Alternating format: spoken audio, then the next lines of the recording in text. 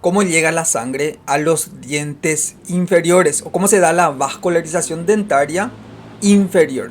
La sangre llega a estos dientes a través de una rama de la arteria maxilar interna, que es una de las ramas terminales de la arteria carótida externa. Entonces tenemos carótida externa,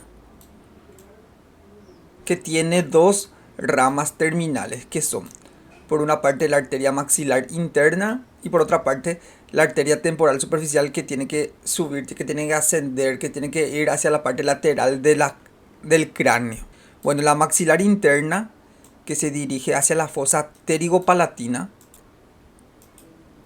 presenta 14 ramas en total. 5 que se dirigen hacia arriba, 5 ramas que se dirigen hacia abajo, 2 hacia adelante y 2 hacia atrás.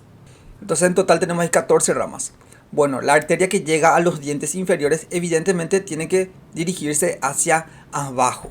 Entonces la arteria que llega a estos dientes o forma parte del grupo de las arterias que se dirigen hacia abajo, o sea, de las ramas colaterales que se dirigen hacia abajo. Y es la primera rama descendente de la arteria maxilar interna, que es esta, la arteria alveolar inferior, que desciende y se encuentra medialmente a la rama de la mandíbula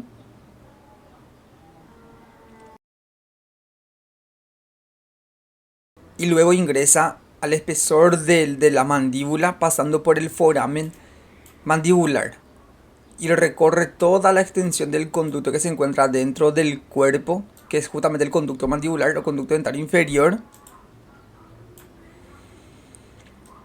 y en el espesor del hueso se encarga de dar ramas para los dientes inferiores justamente.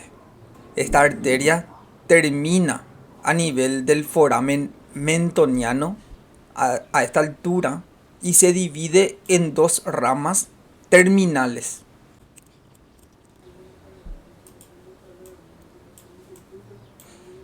Que son la arteria incisiva, que va a continuar el trayecto del conducto mandibular, o sea, va a seguir dentro del hueso en sí, y el otro que va a salir del hueso, que es la arteria mentoniana. Entonces tenemos la arteria incisiva y la arteria mentoniana.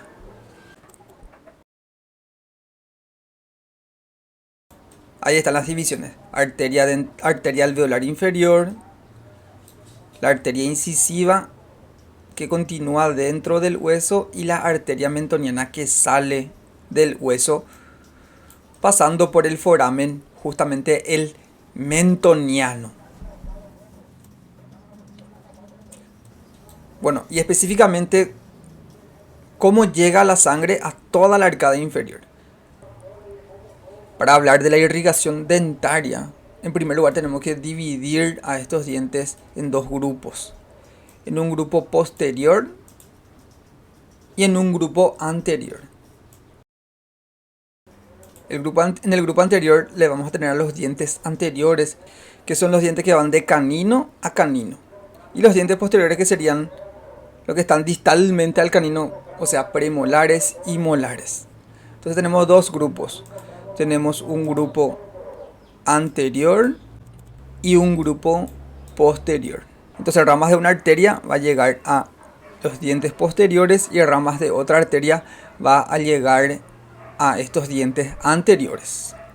Entonces acá tenemos, esta es la arteria dentaria inferior, que va a terminar a nivel del foramen mentoniano, y son ramas de esta arteria las que van a llegar a los dientes posteriores, o sea, premolar, primer premolar, segundo premolar, primer molar, segundo molar y tercer molar. Entonces, ¿cómo está dada la irrigación dentaria posterior o la vascularización de los dientes posteriores? A través de las ramas. Estas son las ramas de la arteria dentaria inferior o alveolar inferior, que son ramas dentarias justamente.